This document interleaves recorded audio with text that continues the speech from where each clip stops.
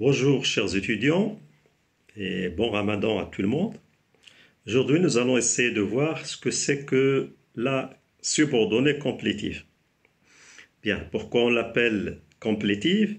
Tout simplement parce qu'elle complète soit un verbe, soit un nom, soit un adjectif, etc. Le subordonnant qui introduit la subordonnée complétive, c'est la conjonction que. C'est pourquoi d'ailleurs elle est appelée complétive, conjonctive, parce qu'on utilise la conjonction que. Un exemple. Je constate que vous faites des efforts. Je constate que vous faites des efforts. Ici, vous avez la principale, c'est je constate, et puis que vous faites des efforts, c'est la subordonnée complétive. Et la conjonction que sert seulement à relier les deux propositions. Elle n'a aucune fonction, comme nous l'avons déjà vu avec la relative. Bien, ça peut également être introduit par à ce que. Je tiens à ce qu'il fasse du sport. Dans ce cas, vous avez la principale, c'est je tiens, et puis la subordonnée, c'est à ce qu'il fasse du sport. Puis parfois, plusieurs complétifs peuvent être reliés à une même phrase principale. Ça arrive. Exemple. Voici un exemple tiré de l'œuvre de Victor Hugo. Ma grand-mère dit toujours qu'il faut s'alimenter normalement, qu'il ne faut jamais sauter un repas et qu'un bon dîner console de bien les maux. Voilà donc la phrase de Victor Hugo. Vous avez ma grand-mère dit, c'est la proposition principale. Qu'il faut s'alimenter, c'est la subordonnée complétive. Les deux autres, c'est-à-dire qu'il ne faut jamais sauter un repas, etc. Et puis qu'un bon dîner console de bien les maux, ce sont des subordonnées complétives elliptiques. Pourquoi on les appelle elliptiques? Tout simplement parce que le verbe dire n'est pas répété. Le verbe ici n'est pas répété. Bien, pour vous aider à mieux comprendre, c'est comme si vous dites ma grand-mère dit qu'il faut s'alimenter normalement. Ma grand-mère dit qu'il ne faut jamais sauter un repas. Et puis ma grand-mère dit qu'un bon dîner console de bien les maux. Et comme bien sûr on n'est pas obligé de répéter le verbe, parce que si on le répète, le style va être très lourd. Donc on le formule une seule fois. Et le reste, donc les deux autres subordonnées complétives, ce sont des elliptiques. Partout on ne répète pas, on n'est pas obligé de répéter le verbe. Bien, passons maintenant à la fonction de la subordonnée complétive. Ou bien, si vous voulez, aux fonctions, parce que la complétive, elle peut avoir plusieurs fonctions. Bien, pour trouver la fonction de la subordonnée complétive, il faut toujours l'analyser par rapport à la proposition principale. Voici les différentes fonctions que peut avoir une complétive. Commençons par fonction COD, c'est-à-dire complément d'objet direct. Je vous signale que c'est la fonction la plus fréquente, on la trouve très souvent. Exemple, je pense qu'il est courageux. Je pense qu'il est courageux. Donc c'est complément d'objet direct. Je pense quelque chose. Je pense quoi? Je pense qu'il est courageux. Donc COD, c'est complément d'objet direct. Bien. Parfois, on peut avoir fonction complément d'objet indirect. Exemple, je tiens à ce que ces enfants soient heureux. Ici, c'est un complément d'objet indirect. Ou bien, si vous voulez, je m'étonne qu'il soit impoli. Même si ça ressemble à une complétive fonction COD, non. Il ne s'agit pas du complétif complément d'objet direct parce qu'on dit je m'étonne de quelque chose. Je m'étonne, on ne dit pas je m'étonne quelque chose, comme dans la première phrase, je pense quelque chose. Ici, on dit je m'étonne de quelque chose. Donc, il s'agit de la fonction COI, c'est-à-dire complément d'objet indirect. Bien. Et puis, vous avez une troisième fonction, c'est la fonction sujet. Et bien sûr, quand il s'agit de la fonction sujet, la subordonnée est toujours placée au début de la phrase, est toujours placée en tête de la phrase. Bien, qu'on dise toujours la vérité m'apparaît indispensable. Par exemple, qu'on dise toujours la vérité m'apparaît indispensable. Ou bien une autre phrase, que les enfants soient rentrés chez eux avant la tombée de la nuit est indispensable. Bien, vous remarquez donc la fonction sujet, et à ne pas confondre bien sûr avec une autre fonction que nous allons essayer de voir tout de suite, c'est la fonction sujet réel. Ce n'est pas la même chose. Donc le sujet réel, on parle de la fonction sujet réel devant les verbes impersonnels. Vous savez, tout le monde connaît les verbes impersonnels. Comme vous dites par exemple, il est exact que, il est exact que, il est impossible que, etc. Donc des verbes impersonnels. Je vais vous donner un exemple. En conduisant, il faut que tu sois toujours vigilant. Voilà donc la fonction sujet réel.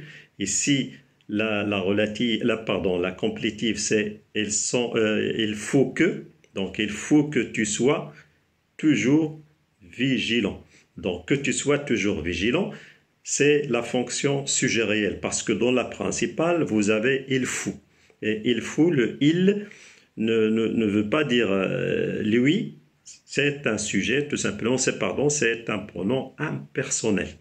Bien, la même chose lorsque vous dites « il semble que rien n'intéresse cet enfant ». Il semble que rien n'intéresse cet enfant. Pour délimiter la subordonnée complétive, c'est que rien n'intéresse cet enfant. C'est ça la complétive.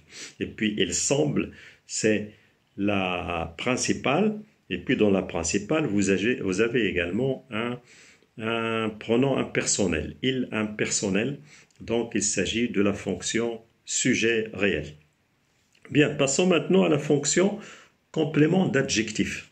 Exemple, sa sœur est heureuse qu'elle ait trouvé du travail. Sa sœur est heureuse qu'elle ait trouvé du travail. Donc la principale, c'est sa sœur est heureuse. Qu'elle ait trouvé du travail, c'est la subordonnée complétive. Et la fonction, c'est complément d'adjectif. D'accord? L'adjectif heureuse. Bien, complément de nom maintenant.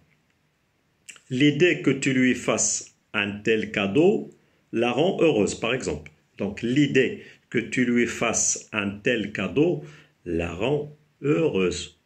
Donc, vous remarquez, dans la principale, il y a le mot idée. Et dans la subordonnée, que tu lui fasses un tel cadeau la rend heureuse, c'est la subordonnée complétive. Et la fonction, c'est complément de nom. Attention à ne pas confondre ici avec la relative. Hein.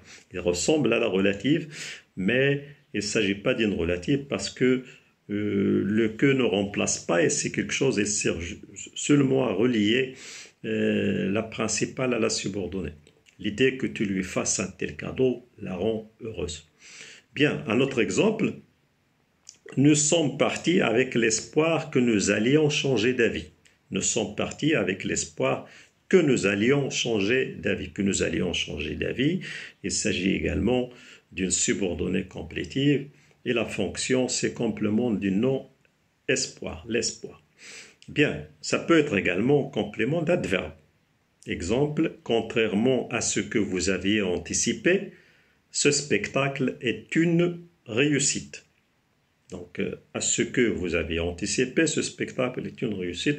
Donc, à ce que, etc., c'est la subordonnée complétive et la fonction, c'est complément d'adverbe, contrairement. Bien, ça peut être également complément de ce qu'on appelle le présentatif, c'est-à-dire comme voilà, par exemple. Voilà qu'il s'énerve pour rien. Voilà qu'il s'énerve pour rien. La subordonnée, c'est qu'il s'énerve pour rien. Et la fonction, c'est complément d'adverbe voilà. Ça peut être également, ça peut avoir une fonction d'attribut. Hein. Exemple, la vérité est qu'il a échoué. La vérité est qu'il a échoué. Ici, là, qu'il a échoué, c'est la subordonnée complétive et la fonction, c'est attribut. Et dans attribut, vous verrez toujours, presque toujours, la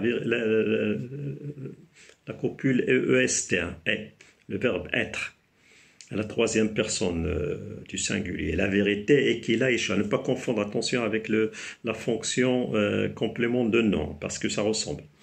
Bien, un autre exemple, mon souhait est qu'elle réussisse. Mon souhait est qu'il réussisse. Donc là, qu'il réussisse, c'est la subordonnée complétive. Et puis la principale, c'est mon souhait. Et qu'il réussisse, il s'agit ici de fonctions à attribuer.